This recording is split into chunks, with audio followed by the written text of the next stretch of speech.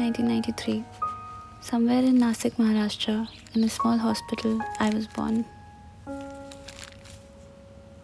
A happy family of 4. Me, my brother, my father, and my mother, Supriya.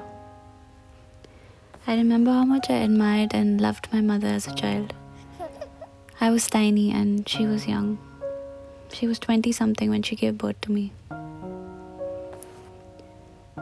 She did everything for me and my older brother. She made us laugh, she bought us toys, she baked our birthday cakes. If you could see her from my eyes, she was this extraordinary, intelligent and talented woman. She wrote poetry, she played the guitar, and she had the voice of an angel.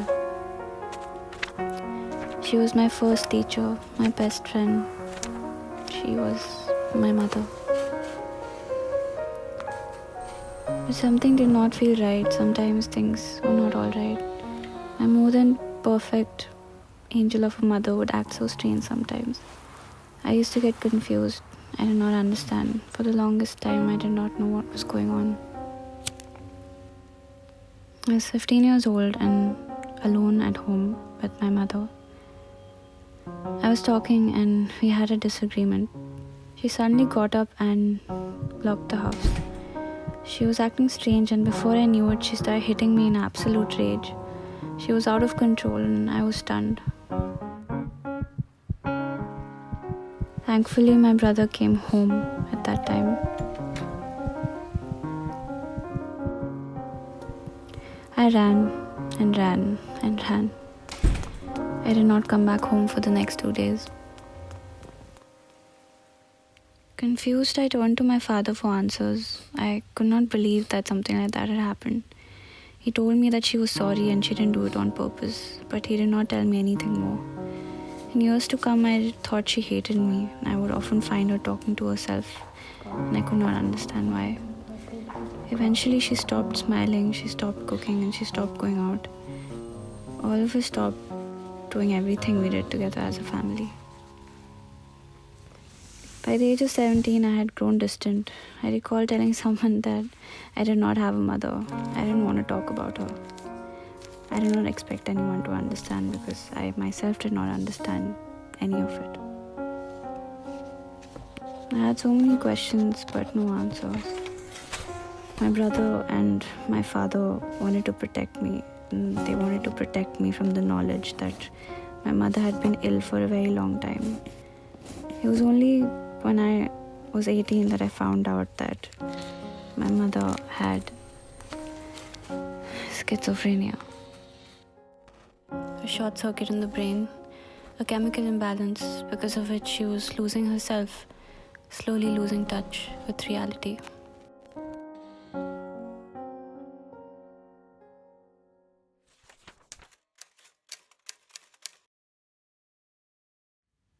Once I knew about my mother's illness, things started to make sense. She was not well. She was not doing it on purpose. She did not hate me. She needed me.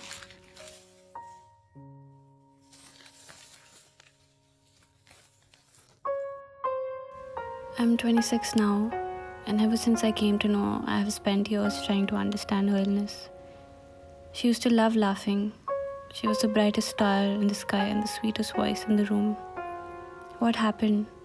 Where did that magic go? It's hard to understand her world, so different from ours. Some days she walks up to me with her hands moving really fast as if she's stitching something in the air. She'll say, "Your intestines are falling out. Come, let me stitch them for you." I just stand there while she goes about stitching me back in shape. Slowly but surely, her illness is consuming her. She is not herself anymore. We have seen her disappear with time.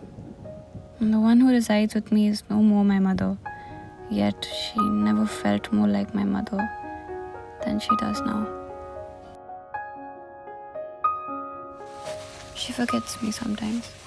She forgets whether I'm her daughter or a daughter-in-law or a mother or somebody entirely different. The more she forgets, the more I realize how important she is to me. I have finally begun to accept her and her world as part of my own. Sometimes I think I was robbed of the childhood that I deserved. Maybe I'm angry, maybe I'm sad, maybe I'm selfish.